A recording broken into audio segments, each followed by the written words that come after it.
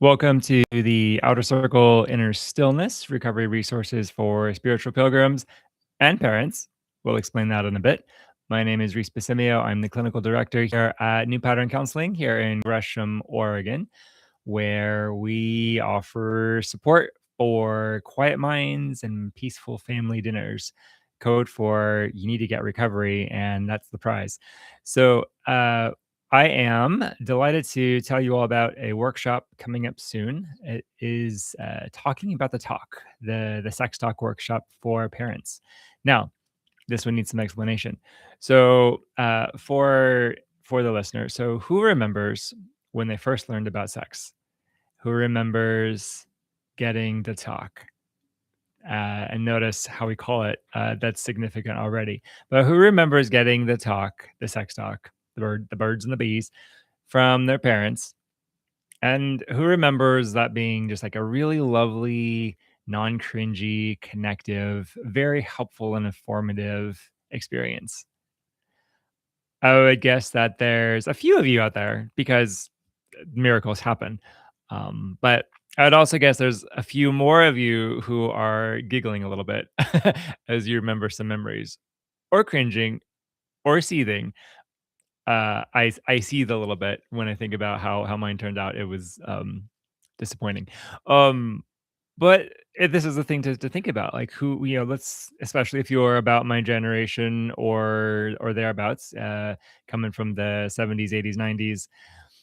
I'm dating myself. Um, but think back to how sex was talked about to us. Did we get a lot of information from our parents? Probably not. Not the majority of us. Did we get it in a good, healthy way from schools? Schools were trying, but they had a way to go, especially back then. Some of us got it from churches. I got most of my sex education through my Protestant non-denominational church youth group at the time, which bless them for bringing it up out in the open. But that was also the height of purity culture, and there were a scat of other challenges that came with how that was talked about at that time. A rant for another time.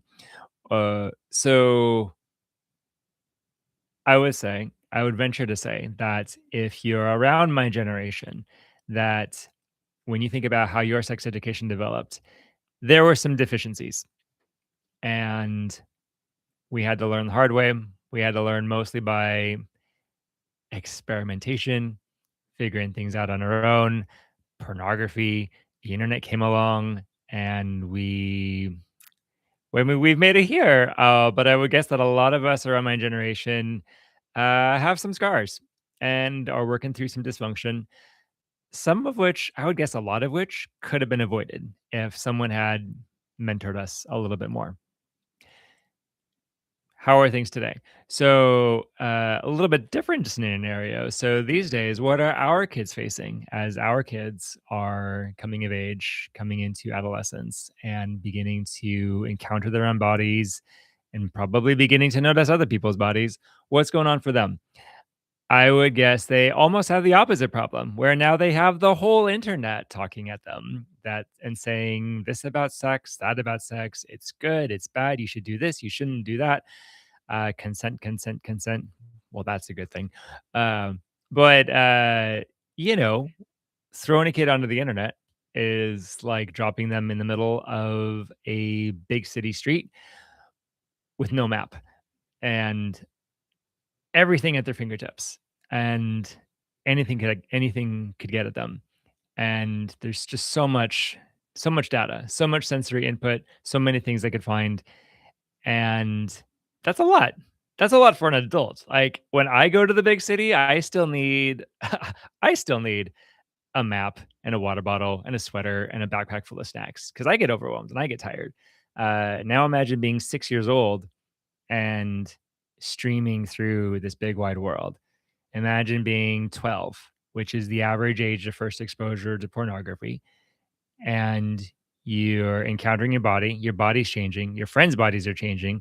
You're probably starting to feel a little bit alienated from your parents, and you don't like your siblings. Maybe you don't like your siblings. Maybe you're fortunate enough to have a good youth group or a good sports team or a good band of buddies or something to be some emotional support. Maybe you're one of those really wonderfully privileged people who they get access to a counselor early on, someone who can guide them.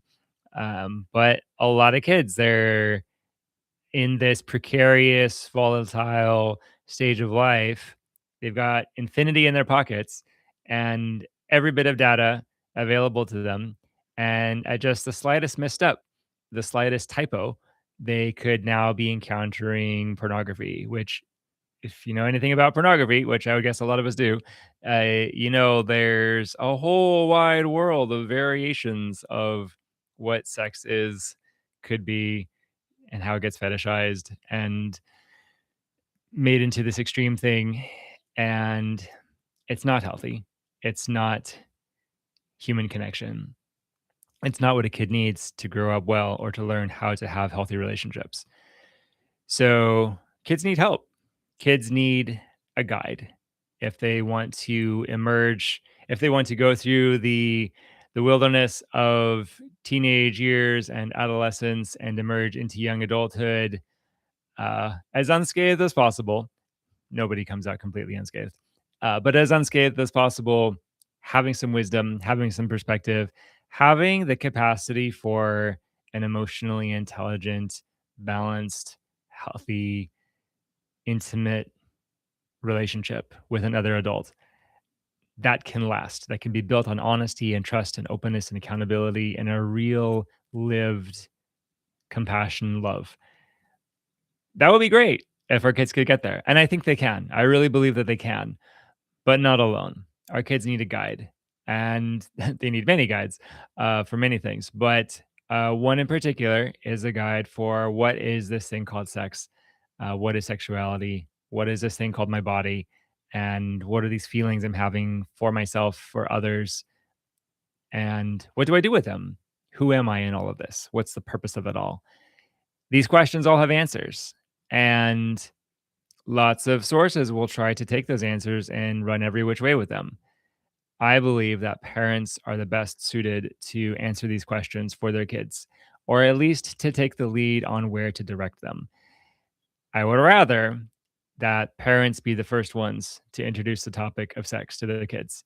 Uh, if you absolutely insist that you will not, then I would hope that the parents would be very, very choosy about who they choose to take that role.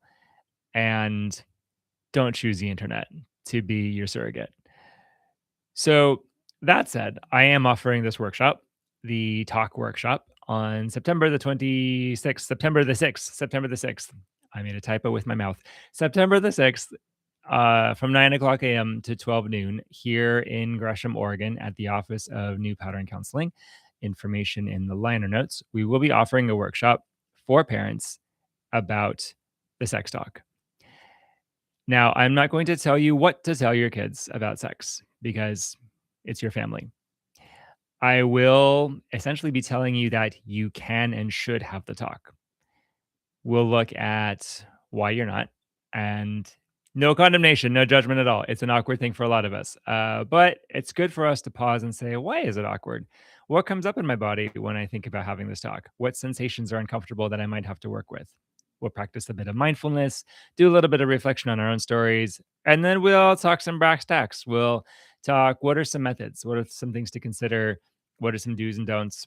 Uh, general principles, things like when your kid brings this up, don't have a big reaction, be calm and ask some more questions, things like that.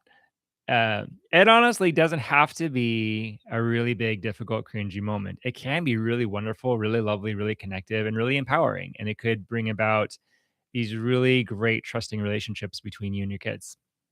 And I want that for you. I want our kids to grow up healthy. I want our kids to escape the ravages of pornography and all sorts of sexual abuse and sexual compulsivity. I would have liked to escape that all for myself. And I would imagine, parents, there's a few of you who share these ideas. So then, join me for this workshop. You can email info@newpatterncounseling.com. That's also in the liner notes for information and to sign up. And we'll do our best. We'll do our best for our kids. We can do better for our kids than was done for us. We can and we should. And I'm excited to see you do it.